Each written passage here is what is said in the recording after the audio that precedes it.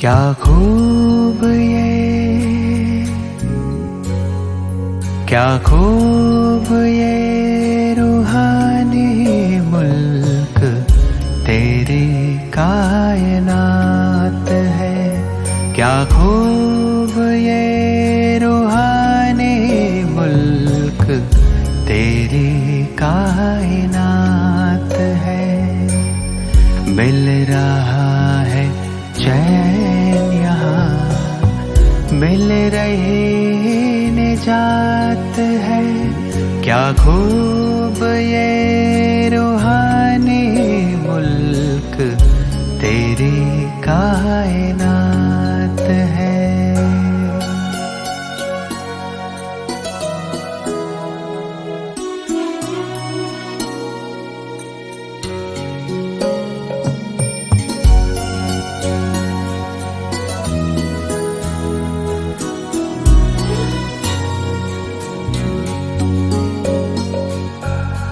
ना कोई आवाज यहाँ, ना कोई विचार है।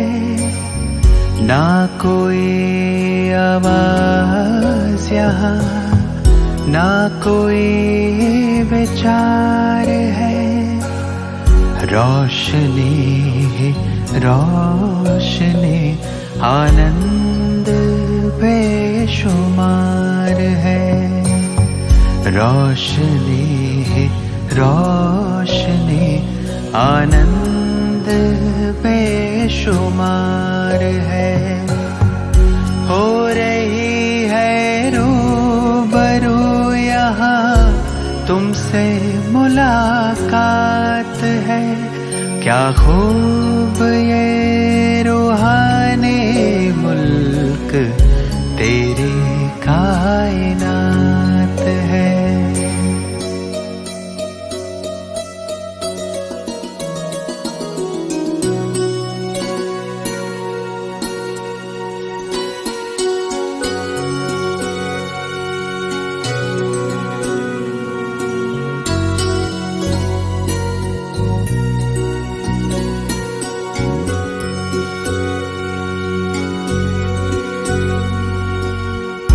आपकी ये रोशनी जादू है मुझ पे कर रही। आपकी ये रोशनी जादू है मुझ पे कर रही। खूबियाँ सब आपके मुझ में यहाँ है भर रही। खूबियाँ सब आपके मुझ में यहाँ है भर रही। तेरी पनाह की मुझको यहाँ मिल रही सौगात है। क्या खूब ये रूहानी मुल्क तेरी कायनात है।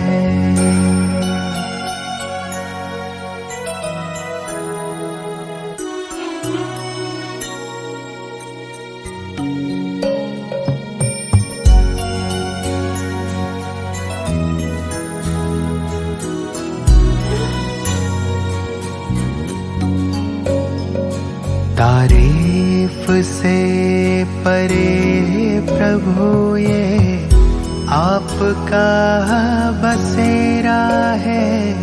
तारीफ से परे प्रभु ये आपका बसेरा है। चमकीली तेरी दुनिया में सवेरा ही सवेरा है। चमकीली इस दुनिया में सवेरा ही सवेरा है। ना वक्त का है अंत, ना ही वक्त की शुरुआत है। क्या खूब ये रूहानी मुल्क तेरी कायनात है। क्या खूब ये रूहानी मुल्क तेरी कायनात है।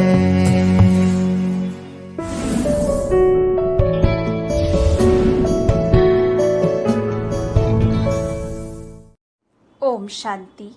12 जुलाई 2022। प्यारे बाप दादा के मधुर महावाक्य।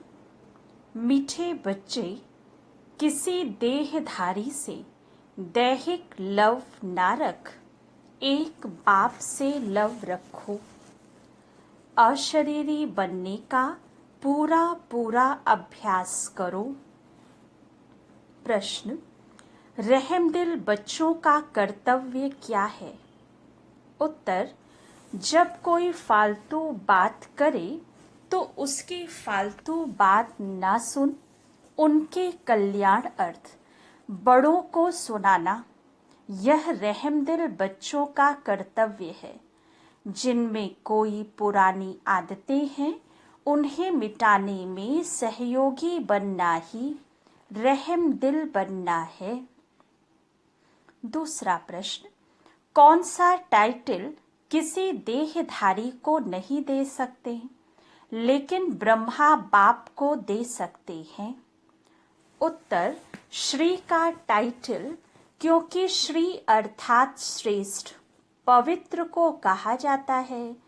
किसी देहधारी मनुष्य को यह टाइटल दे नहीं सकते, क्योंकि भ्रष्टाचार से जन्म लेते हैं। ब्रह्मा बाप को श्री कहते, क्योंकि इनका यह अलौकिक जन्म है। गीत, इस पाप की दुनिया से दूर कहीं ले चल। ओम शांति। बच्चे अब समझ गए हैं, अर्थात समझदार बन गए हैं, तो जरूर पहले बेसमझ थे।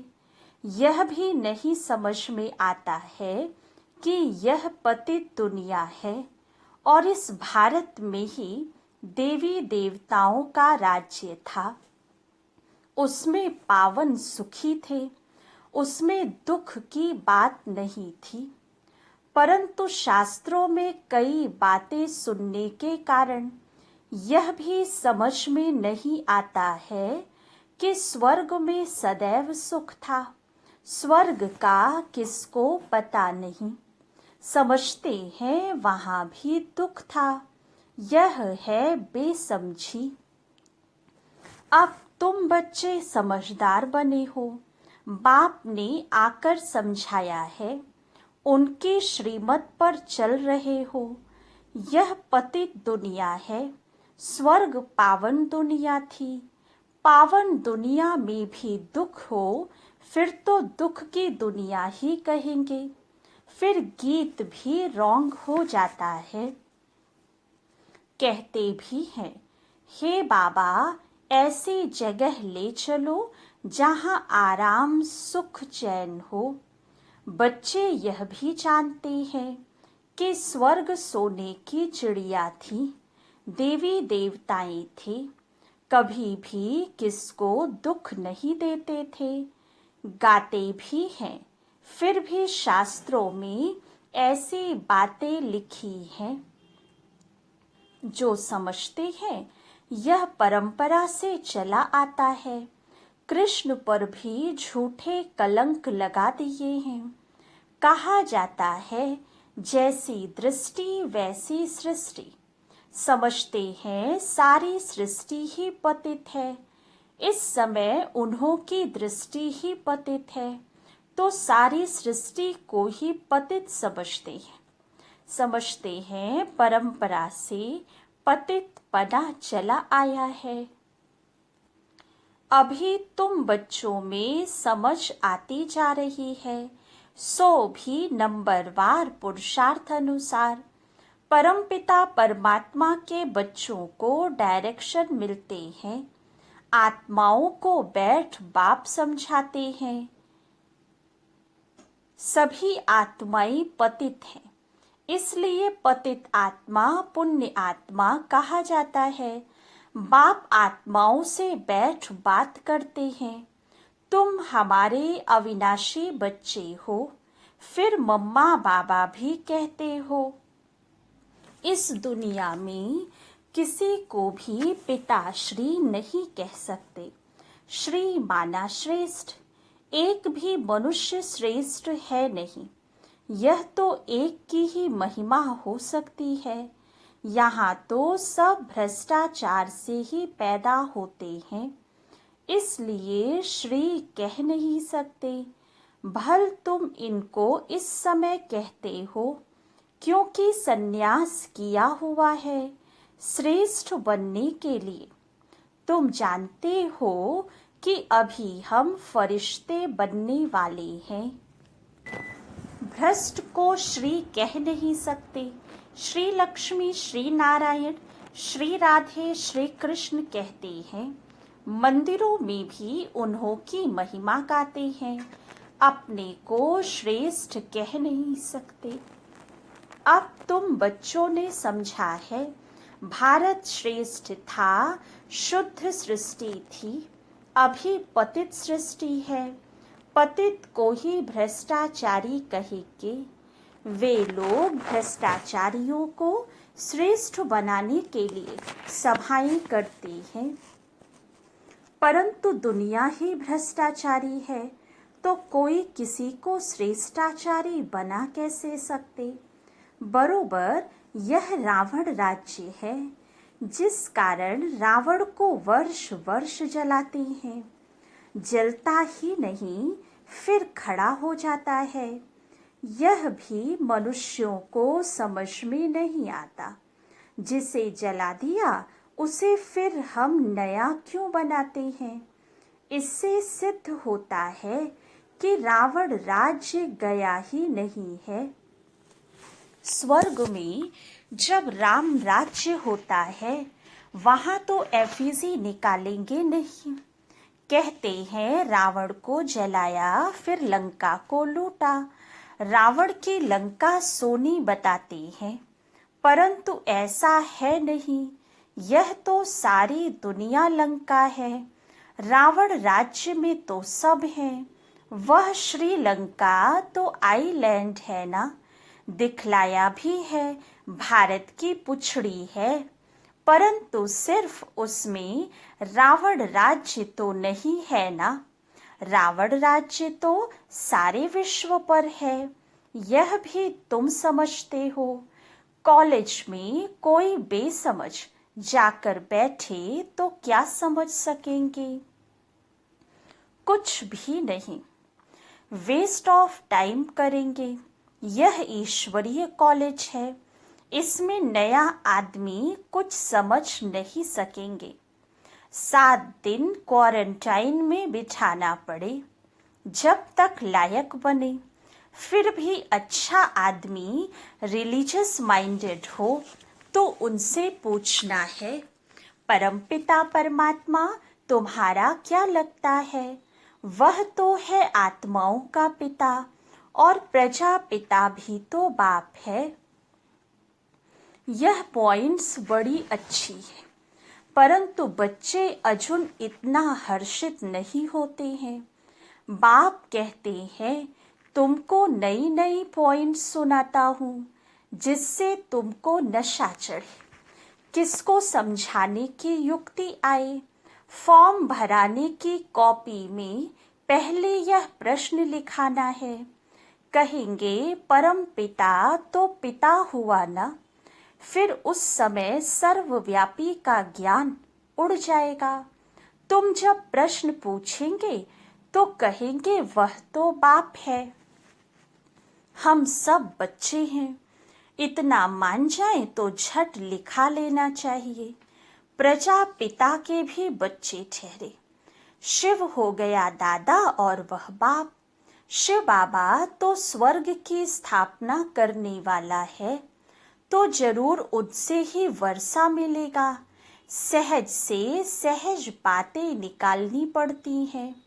बहुत सहज है। मित्र संबंधियों के पास भी जाओ, उनको भी यह समझाओ। यह तो नशा है ना। हम बाबा द्वारा दादे से वर्षा पाते हैं, बाप दादा से वर्षा पाते हैं। माता से वर्षा नहीं मिलेगा। बाप को ही स्वर्ग की स्थापना करनी है ना, वही मालिक है। जैसे उनको दादे से वर्षे का हक है, वैसे पोत्रे पोत्रियों को भी हक है। बाप कहते हैं मुझे याद करो। मैं तो कहता नहीं हूँ कि इस देहधारी को याद करो। बाप सम्मुख बात कर रहे हैं। कल्प पहले भी ऐसे ही समझाया था। वर्षा भी तुमको बाप दादा द्वारा मिलता है, ऐसे नहीं कि मम्मा से मिलता है। तुमको देह अभिमान बहुत आ जाता है, देहधारियों से लव हो जाता है। हे आत्माएं, तुम नंगी आई थी, फिर पार्ट बजाते बजाते अब 84 जन्म पूरे किए हैं। अभी मैं कहता हूँ तुमको वापस चलना है। माँ में कम याद करो तो विकर्म विनाश होंगे। देहधारी को याद करने से विकर्म विनाश नहीं होंगे। तुम अंजाम करते हो, बाबा हम आपको ही याद करेंगे। तुमको इस पुरानी दुनिया में अब रहना ही नहीं है। इसमें कोई चैन नहीं। इसलिए कहते हो ऐसी जगह ले चलो जहाँ सुख चैन मिले। तुम कहते हो हम पहले जाएंगे शांति धाम, जहाँ शांति ही शांति होगी।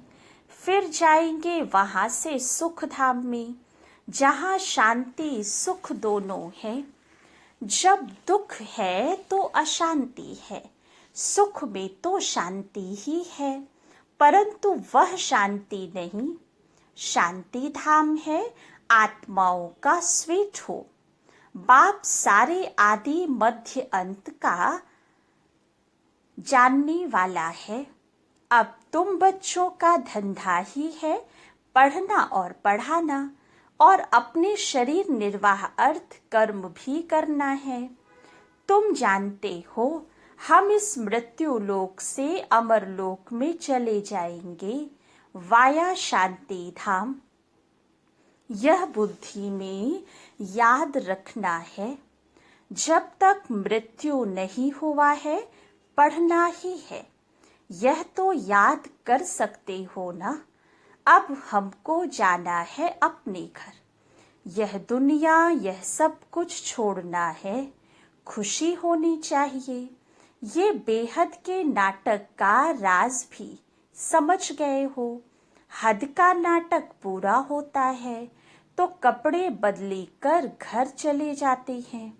वैसे अब हमको भी जाना है। 84 जन्मों का चक्र पूरा होता है। याद भी करते हैं हे पतित पावन आओ। याद शिव बाबा को ही करेंगे। एक तरफ कहते पतित पावन आओ, दूसरी तरफ कह देते परमात्मा सर्वव्यापी है। कोई अर्थ ही नहीं निकलता। बच्चों को कितनी अच्छी रीति समझाते हैं कि शांति धाम को याद करो, यह दुख धाम है। और गुरु गोसाई को यह कहना आएगा ही नहीं, सिवाय तुम ब्राह्मण ब्राह्मणियों के।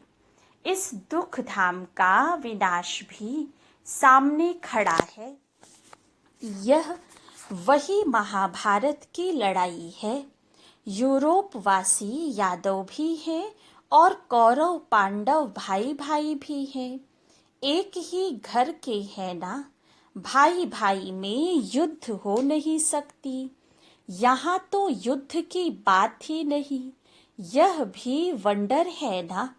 मनुष्य क्या नहीं कर सकता, जो बातें हुई ही नहीं वह भी बना बना कर एक दो के दिल को खराब कर देते हैं। व्यास भगवान का धंधा भी देखो कैसा है। मनुष्यों का धंधा है एक दो को लड़ाना। यह तो एक रस्म है, सब एक दो के दुश्मन बनते हैं। बच्चे भी बाप के दुश्मन बन पड़ते हैं। अब तुम्हारी बुद्धि में देखो क्या है और शास्त्रों में देखो क्या क्या लिख दिया है। उनका फिर मान कितना रखते हैं। बड़ी परिक्रमा दिलाते हैं। देवताओं की मूर्तियों को भी रथ पर बिठाए बड़ी परिक्रमा दिलाते हैं। फिर सबको समुद्र में डाल देते हैं। मृत्यु लोक की रस्म रिवाज सबकी अपनी अपनी है। बाप का प्लान देखो कितना बड़ा है। सबके प्लान खत्म कर देते हैं और सुख धाम की स्थापना करते हैं। बाकी सबको शांति धाम में भेज देते हैं। तुम बच्चे देखो किसके सामने बैठे हो। निश्चय है परमपिता परमात्मा ज्ञान का सागर है। इन ऑर्गन्स द्वारा हमको नॉलेज दे रहे हैं। और कोई ऐसा सत्संग होगा क्या? अभी बाप सामने बैठ समझाते हैं। जानते हो बाप हम आत्माओं से बात करते हैं। हम कानों से सुनते हैं।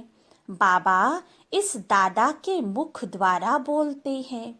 जो रत्न बाबा के मुख से निकलते हैं वही तुम बच्चों के मुख से निकलने चाहिए।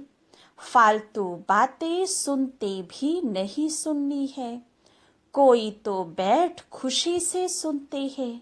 बाबा कहते ऐसी बातें सुनो मत।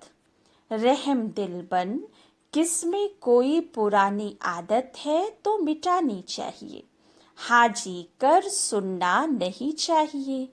जो बाबा सुख धाम का मालिक बनाते हैं ऐसे बाबा की ग्लानि तो हम सुनेंगे नहीं।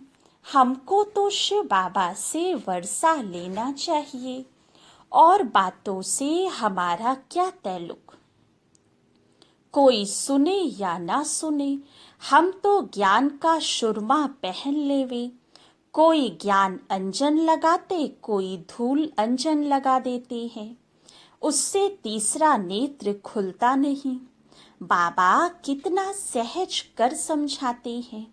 जो कैसे भी रोगी अंधा कुब्जा है वह भी समझ जाए। अलिफ और बे दो अक्षर हैं। सिर्फ पूछो परम पिता और प्रजापिता ब्रह्मा से आपका क्या संबंध है।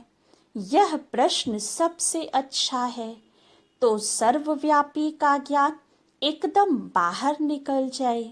मित्र संबंधियों से दोस्ती कर उन्हें समझाओ। बहुत मीठा बनो। तुम्हारा काम है परिचय देना। भल दुश्मन हो परंतु उनसे भी मित्रता रखनी है। बाप कहते हैं तुमने आसुरी मत पर चल मुझे गाली दी है। तुमने ईश्वर पर अपकार किया है। फिर भी ईश्वर तुम पर कितना उपकार करते हैं। ईश्वर का अपकार होना भी ड्रामा में नूद है। तब तो कहते हैं यदा यदा ही धर्मस्य। आया भी भारत में है। समझा भी रहे हैं बच्चों को। हर एक बात अच्छी रीति समझने की है। किसकी तकदीर में नहीं है फिर भी वही धंधा करते हैं। यहाँ से बाहर गए तो यह बातें भी भूल जाएंगी। निंदा करते करते तो यह हाल हो गया है। अब निंदा करना बंद करो। सिर्फ पंडित भी नहीं बनना है। तुम पक्के राजयोगी हो। ऐसे ऐसे समझाओ तो तीर भी लगे। खुद में खामी होगी तो दूसरे को बोल नहीं सकेंगे। पाप अंदर खाता रहेगा। बाबा हर बात बहुत अच्छी रीति समझाते हैं। कल्प पहले भी ऐसे ही समझाया था। भूलो मत। सिमरन करते करते अंतमति सो गति हो जाएगी। सवेरे उठ बाप को याद करो, जो अंत में देह भी याद ना पड़े। हम आत्मा हैं। अच्छा, मीठे मीठे सिके लधे बच्चों प्रति माता पिता बाप दादा का याद प्यार और गुड मॉर्निंग। रूहानी बाप की रूहानी बच्चों को नमस्ते। रूहानी बच्चों के रूहानी बाप दादा को याद प्यार गुड मॉर्निंग और नमस्ते। धारणा के लिए मुख्य सार। फर्स्ट पॉइंट, जो रत्न बाप के मुख से निकलते हैं वही अपने मुख से निकालने हैं। व्यर्थ बातें नहीं बोलनी है न सुननी है। ज्ञान का ही सुरमा पहनना है। सेकंड पॉइंट, सभी से सच्ची मित्रता रखनी है। बहुत मीठे रूप में हर्षित मुख हो। बाप का परिचय देना है। अपकारी पर भी बाप समान उपकारी बनना है। वरदान, शुद्धि की विधि द्वारा किले को मजबूत बनाने वाले सदा विजयी व निर्विघ्न भव। जैसे कोई भी कार्य शुरू करते हो तो शुद्धि की विधि अपनाते हो, ऐसे जब किसी स्थान पर कोई विशेष सेवा शुरू करते हो व चलते चलते सेवा में कोई विघ्न आते हैं तो पहले संगठित रूप में चारों ओर विशेष टाइम पर एक साथ योग का दान दो। सर्व आत्माओं का एक ही शुद्ध संकल्प हो विजयी। यह है शुद्धि की विधि। इससे सभी विजयी व निर्विघ्न बन जाएंगे और किला मजबूत हो जाएगा। स्लोगन, यथार्थ कर्म का प्रत्यक्ष फल है खुशी और शक्ति की प्राप्ति। अच्छा, ओम शांति। दिल लगेगा कहाँ, कौन करेगा तेरे सिवा बाबा, कौन करेगा तेरे सिवा बाबा। रोज हमें श्रृंगार हो, कहाँ मिलेगा तेरा प्यार बाबा, कहाँ मिलेगा तेरा प्यार।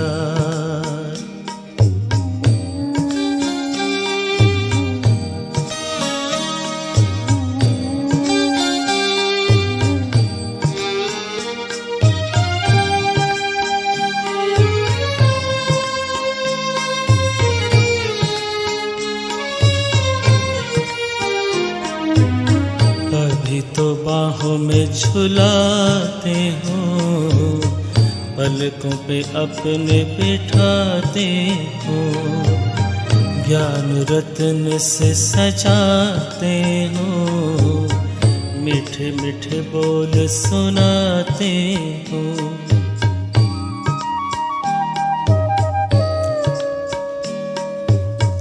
अभी तो बाहों में झुलाते हो, पलकों पे अपने बिठाते हो। ज्ञान रत्न से सजाते हो, मीठे मीठे बोल सुनाते हो। कैसे भूलेंगे तेरा बाबा, कैसे भूलेंगे तेरा बाबा। प्यार और दुलार हो, सतयुग में तेरा प्यार हो, सतयुग में तेरा प्यार।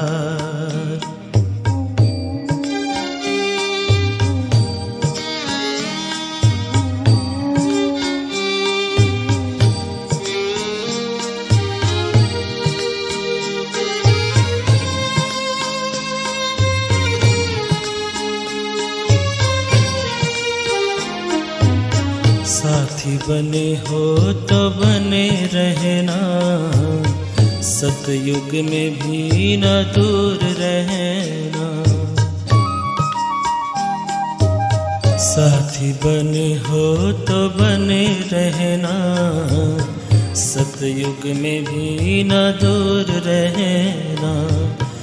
गाते रहेंगे हर पल बाबा, गाते रहेंगे हर पल बाबा, तेरा ही उपकार हो।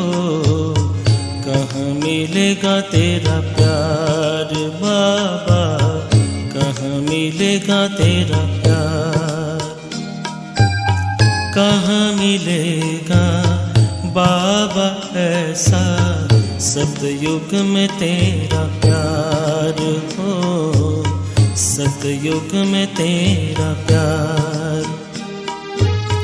भले ही के महलों में होंगे, भले ही के महलों में होंगे, सुख के अति भरमार हो। कहाँ मिलेगा तेरा प्यार बाबा, कहाँ मिलेगा तेरा प्यार बाबा, कहाँ मिलेगा तेरा प्यार।